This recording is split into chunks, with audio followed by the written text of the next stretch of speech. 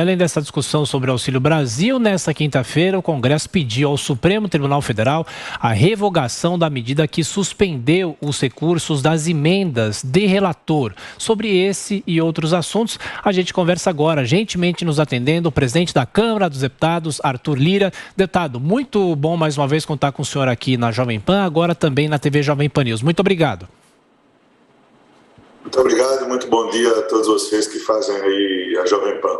Estou às ordens. Muito obrigado. Bom, deputado, queria que o senhor falasse sobre essa tentativa de ingressar no Supremo, o senhor como o Rodrigo Pacheco, para tentar reverter essa decisão da emenda de relator. Há uma discussão muito grande, os próprios congressistas criticam esse termo em relação às emendas secretas, a questão do recurso secreto, mas como é que o senhor rebate isso? E qual que é a possibilidade do Supremo atender esse pedido do senhor e do presidente do Senado?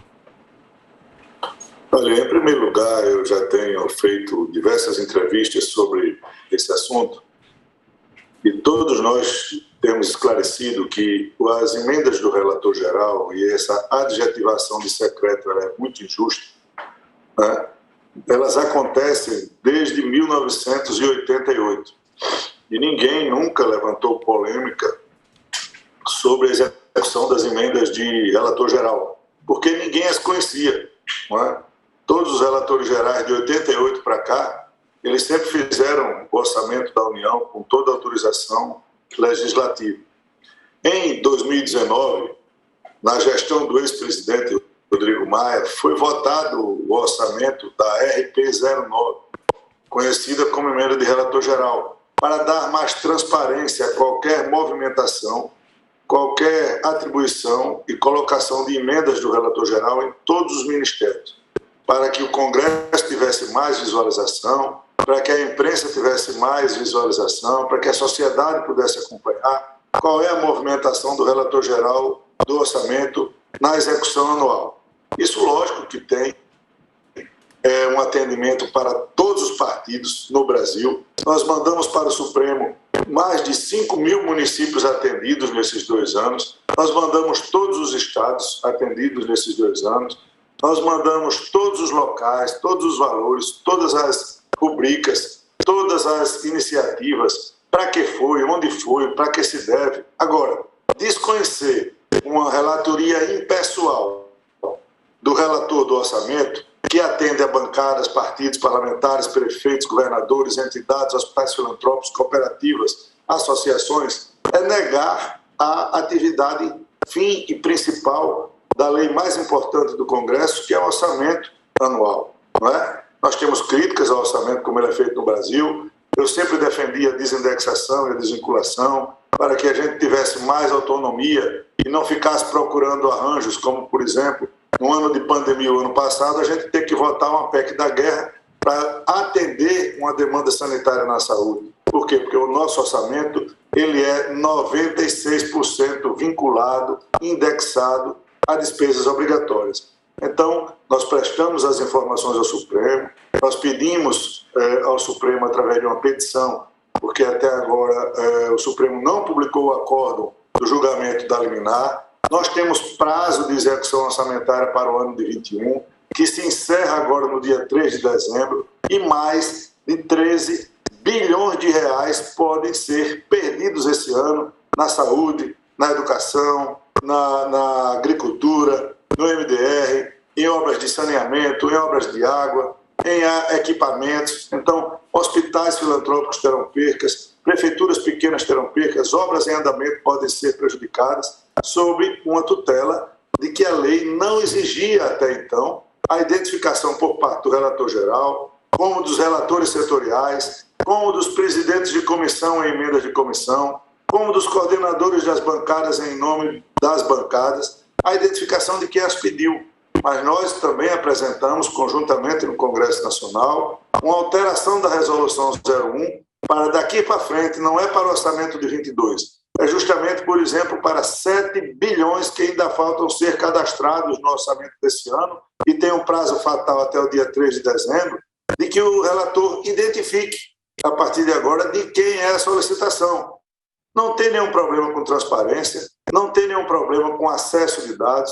A Câmara e o Senado são, na República, as instituições mais transparentes e mais acessíveis à população, e nós não temos nada a esconder com relação a isso. É uma adjetivação injusta que nós vemos combatendo e esperamos que a sensibilidade do Supremo, antes da publicação do acordo e de um possível embargo de declaração, a anulação da paralisação do orçamento. E as medidas legislativas inerentes ao Congresso Nacional que se fizerem necessárias para que se traga maior esclarecimento e maior transparência, não tenho dúvidas que nós iremos fazer. Presidente Arthur Lira, agora aos nossos comentaristas, começo por Brasília, José Maria Trindade. Perfeito, muito bom dia, presidente. Presidente, essa decisão, que não é mais da ministra Rosa Weber, agora é do Supremo Tribunal Federal, ela traz 2 pontos. A primeira, a transparência, que o senhor está explicando aí e tem sido muito comentado. Mas o segundo ponto, que eu acho muito importante e pouco comentado, que é a impessoalidade. Quer dizer, eu ouvi parlamentares, inclusive um líder, dizendo que é o fim da política se houver a impessoalidade na distribuição de emendas e na distribuição do orçamento. Ou seja, o grupo que está no governo tem a primazia de definir ali indicação do orçamento de emendas. Como atender esse segundo pressuposto que não está sendo muito comentado, que a impessoalidade? É possível distribuir o orçamento e as emendas RP9, do relator desta forma, impessoal, igual para todos? Olha, é desconhecer, Zé Maria, a política na sua essência. Daqui a pouco a pergunta vai ser a um parlamentar de São Paulo, porque ele colocou 500 mil para Sorocaba e 1 milhão para São José do Rio Preto. Isso vai de acordo com a necessidade do município, o tamanho da sua população, a votação do parlamentar, as demandas sociais, todas as impessoalidades e as discricionariedades do orçamento, elas fazem parte do legislativo. Não é possível você fazer como faz nas emendas individuais, e elas já são individuais, impositivas e iguais para todos os deputados, para ali você dar uma igualdade de condição. Mas o relator do orçamento, como, repito, os setoriais, os coordenadores de bancada e os presidentes de comissão, eles não têm como fazer essa individualização, essa unificação, porque é a mesma coisa. Você não pode tratar os municípios desiguais de maneira igual, você não pode não ter discricionariedade na execução do orçamento e não pode desconhecer que isso acontece em todos os países, em todos os anos, em todos os governos, desde 88 até hoje. O que aconteceu com relação a essas emendas de relator é que nós demos mais transparência, mais possibilidade de fiscalização, e isso, na realidade, é ocupação de espaço que o Legislativo abriu mão durante muitos anos. A execução orçamentária é por parte do Poder Executivo, em comum acordo com a lei que é aprovada no Legislativo. Legislar sobre orçamento é função imprescindível, única e específica do Poder Legislativo, não competindo a nenhum outro poder tratar suas regras. Então, mais uma vez, volto a dizer, José, se faltar transparência, se faltar uma lei mais específica para que se acalme a nova crise que todos os dias ou todas as semanas no Brasil, nós temos que enfrentar uma crise diferente. Eu rezo todo dia para acabar esse ano, porque a bateria ela vai se exaurindo com o passar dos dias. Nós tínhamos aqui crise de 3 em 3 meses, de 6 em 6 meses. Hoje nós temos crises semanais, temos que nos acostumar a elas, mas absolutamente desnecessárias, comprometendo, no caso dessa, a execução orçamentária de um país paralisado, trazendo riscos para a ordem jurídica, para a ordem social, para a ordem econômica, causando inclusive problemas jurídicos de ações que podem ser ajuizadas numa bola de neve que ninguém sabe o tamanho. Presidente da Câmara dos Deputados, Arthur Lira, pergunta agora de Amanda Klein. Presidente, bom dia. Num ato conjunto assinado pelo senhor e pelo presidente do Senado, Rodrigo Pacheco, vocês informam que não é possível dizer, identificar quem são os autores das emendas de relator feitas nos anos de 2020 e 2021, justamente por isso que o senhor relatou agora dessas negociações informais.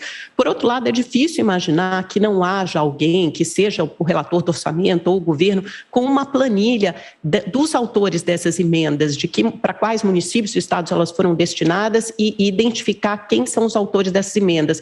Parlamentares dizem que isso é uma afronta à decisão do Supremo Tribunal Federal, que decidiu pela transparência dessas emendas, pela publicidade das emendas do relator, inclusive as que foram feitas nos últimos 2 anos.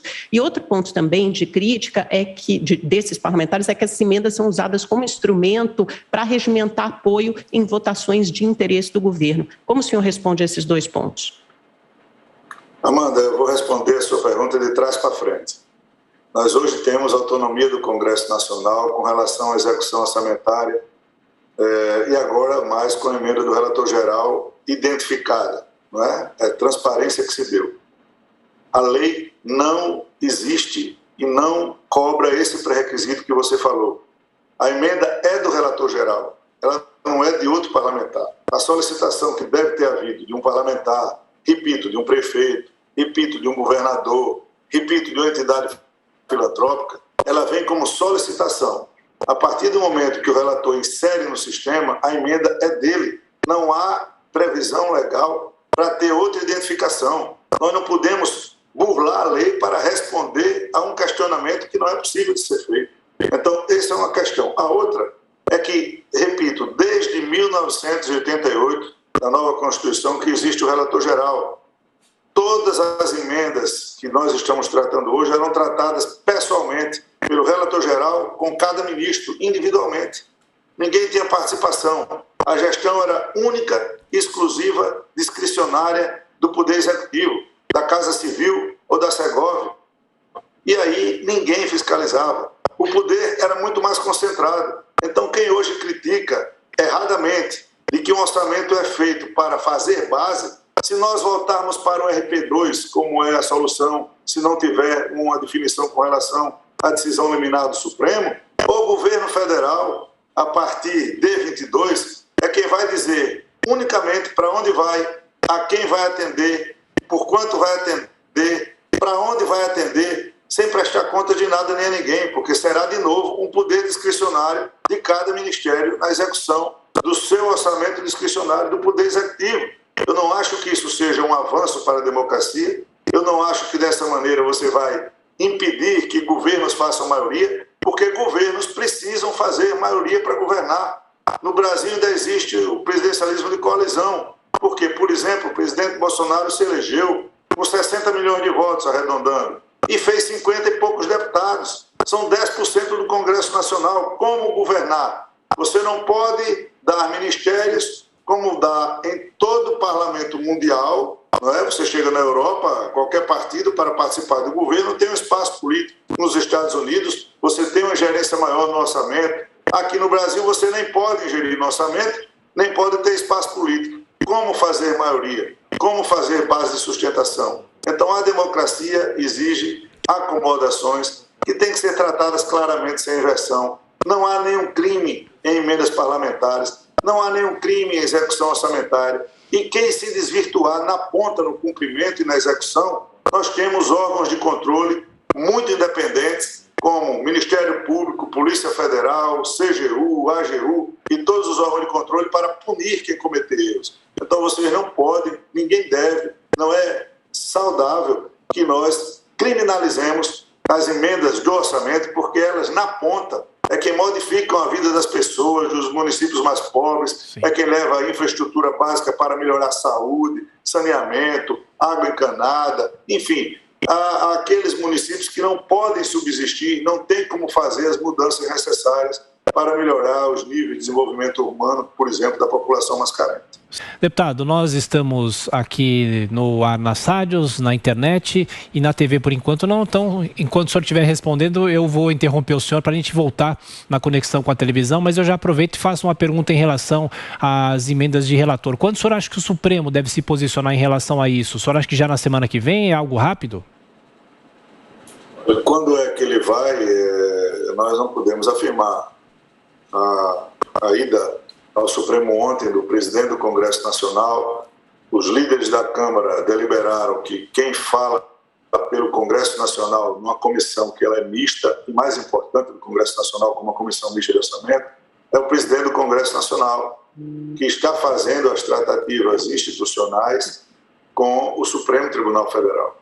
o presidente do Congresso Nacional, o senador Rodrigo Pacheco, que está tratando com o presidente do Supremo Tribunal Federal, o ministro Fux, com a relatora, ministra Rosa Weber, com todos os outros ministros, para mostrar toda a transparência, para onde foram, em que setor foram, quanto foram, quando foram, né?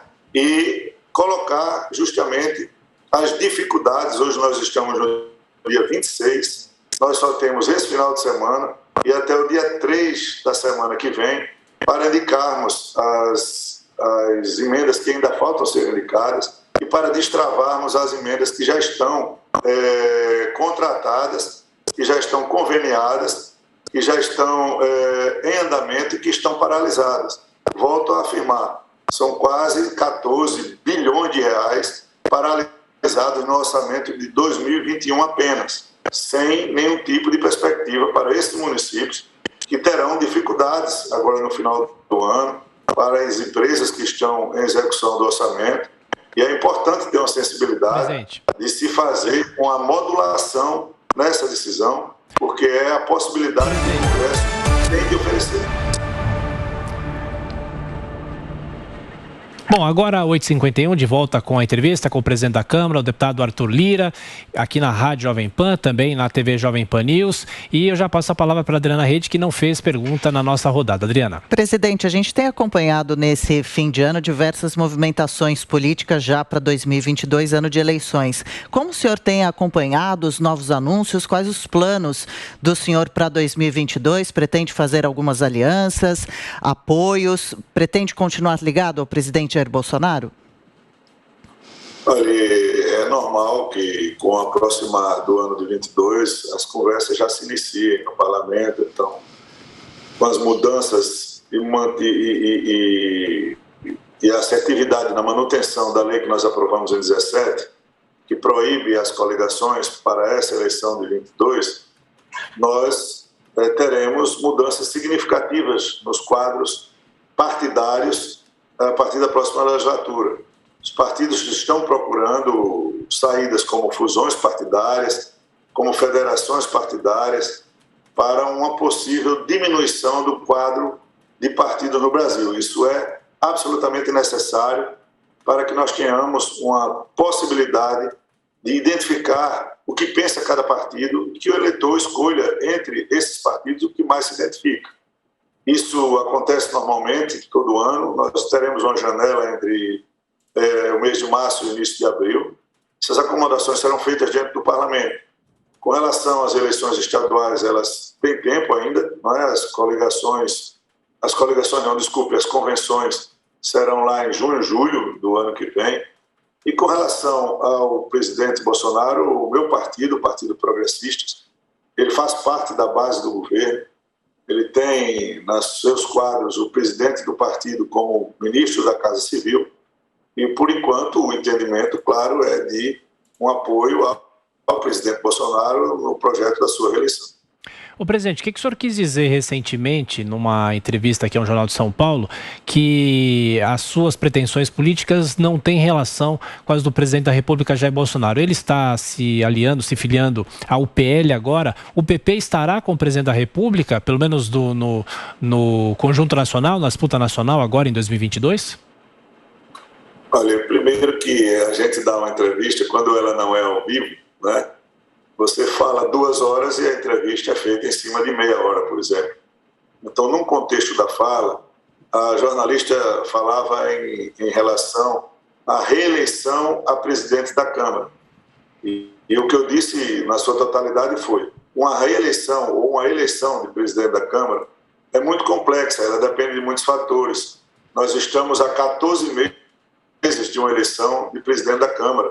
Eu não posso antecipar o meu mandato em 14 meses. Então, muitas variáveis.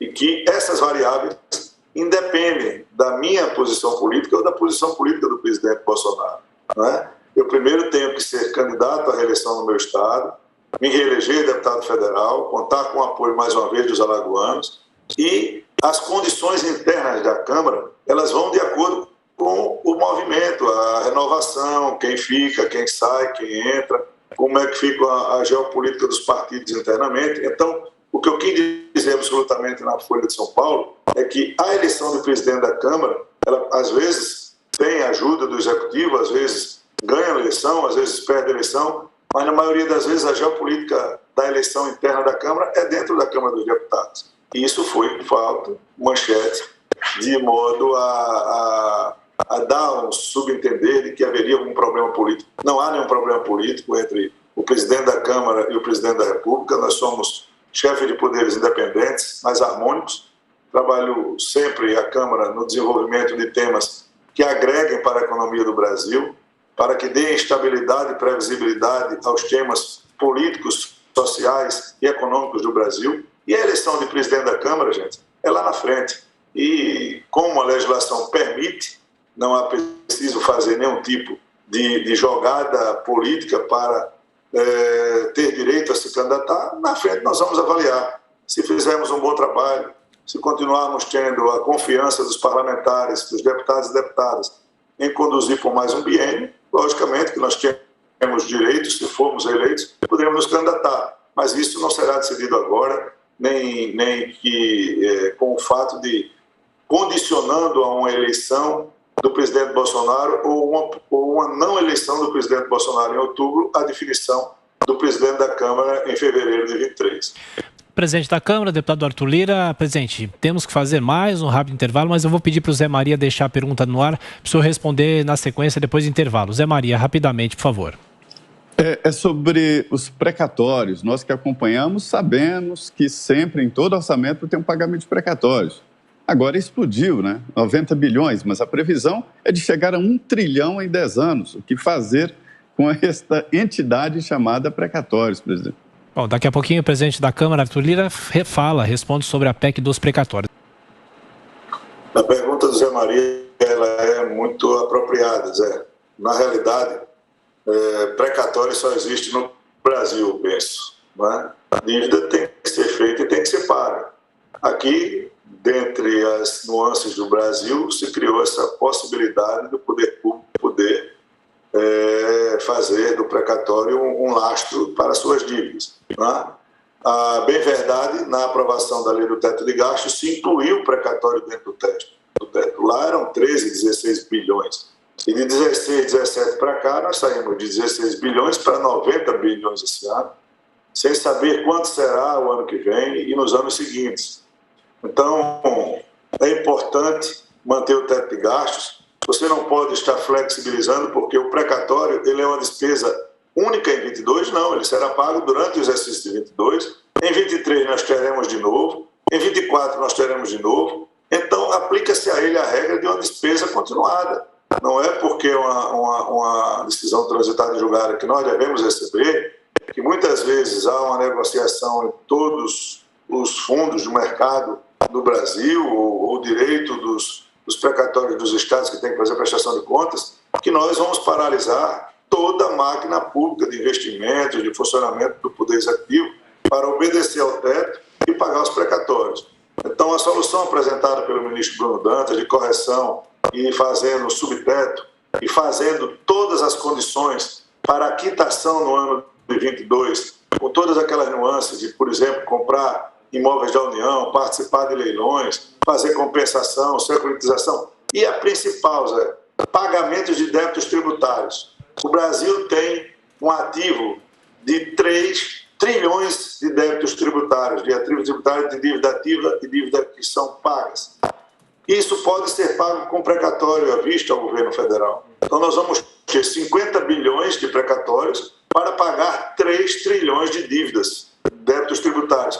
Não vai sobrar precatório para quem quiser fazer a sua compensação. Então, nós acreditamos que essa foi uma saída negociada possível para dar vazão a um problema que ainda impacta na criação do auxílio temporário, porque eu estou cansado de falar que o auxílio, o programa permanente, que está lá no Senado com relação ao imposto de renda. Presidente, nós estamos na reta final, nós estamos na reta final da entrevista com o presidente da Câmara, o deputado Arthur Lira, aqui na Jovem Pan, e eu já pergunto para o senhor sobre essa, vamos dizer assim, anti-PEC da bengala, presidente. O senhor já disse nessa semana que não há qualquer condição política de uma aprovação de uma PEC que reverta a PEC da bengala.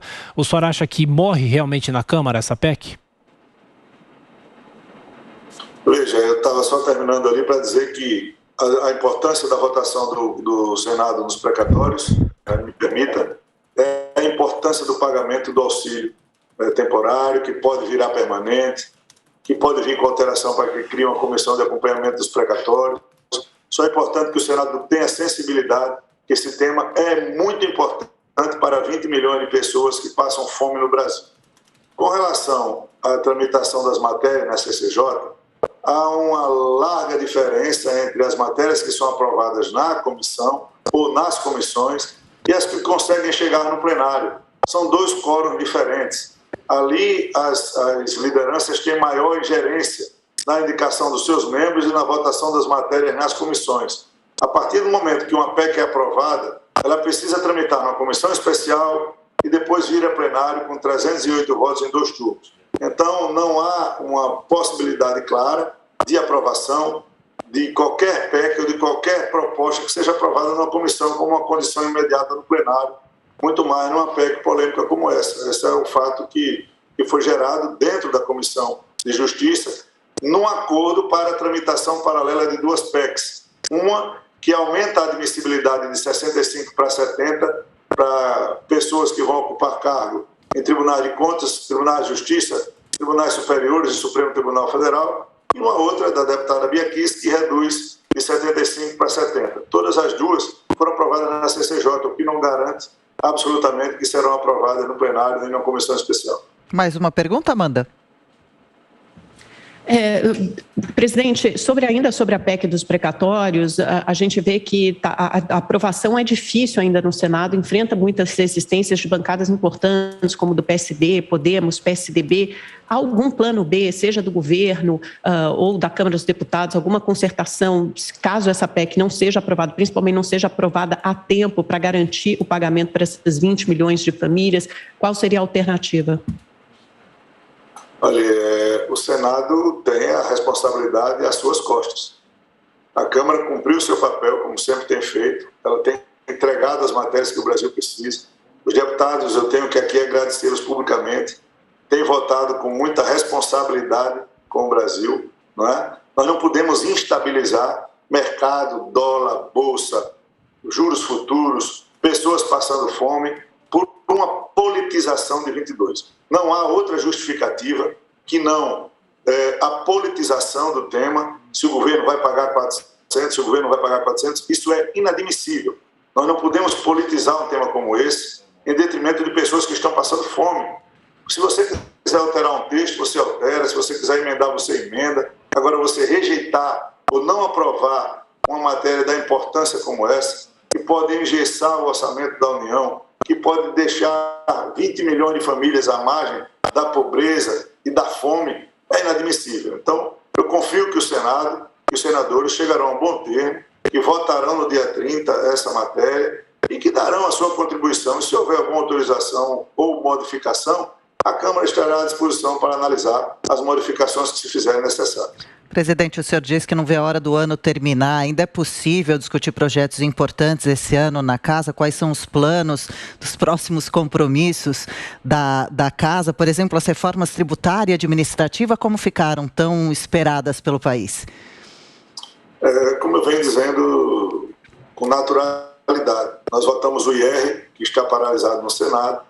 Nós vamos fazer já, a partir desses dias, as conversas com relação à CBS, que também está aqui. Agora, a PEC 110, ela está no Senado. No nosso acordo ficou de começar a tramitação pelo Senado. A reforma administrativa, eu sempre defendi e defendo que nós não precisamos mexer em nenhum direito adquirido de qualquer servidor para fazer um desenho mais leve, mais ágil, mais transparente e com serviços públicos prestando serviço de qualidade à população. O Brasil, se já tivesse feito uma reforma administrativa nesses moldes há 20 anos atrás, o Brasil hoje era outro. nós precisamos realmente de piso de gastos. Nós não precisamos de teto de gastos. O teto de gastos não será imposto porque o Brasil não controlava suas despesas. E falta, sim, falta um apoio mais incisivo da sociedade civil organizada, de quem defende um Estado mais leve, de quem defende um serviço público de maior qualidade, em dar apoio à reforma administrativa, que os deputados só têm sofrido críticas e pressão de 20% da população que é contra a reforma administrativa, mas que se organiza de uma maneira muito organizada, muito consolidada de críticas e pressão aos deputados, tanto na sua base quanto aqui em Brasília. Então, enquanto não tiver um sentimento público de pressão, de apoio à PEC, eu vejo com muito pouca probabilidade de nós aprovarmos ela esse ano, com o tempo que falta, e no ano eleitoral. E acredito também que se houver um apoio de mobilização, como a gente sempre lutou, haverá sim condições políticas. A condição política ela é feita de fora para dentro. E aqui eu tenho dado recados em todas as oportunidades que tem, que nós precisamos de apoio político do governo, nós precisamos de apoio político da sociedade que quer um Estado mais leve, mais ágil, mais produtivo, com um custo menor, sem mexer necessariamente em nenhum direito adquirido. A gente pode fazer um corte modal a partir de agora. Perfeito. Conversamos aqui na Jovem Pan com o presidente da Câmara dos Deputados, Arthur Lira, do Partido Progressista. Presidente, olha, muito obrigado pela atenção, pela sua gentileza, um bom fim de semana e fica aqui um convite para uma próxima conversa sempre. Muito obrigado. Muito obrigado a todos.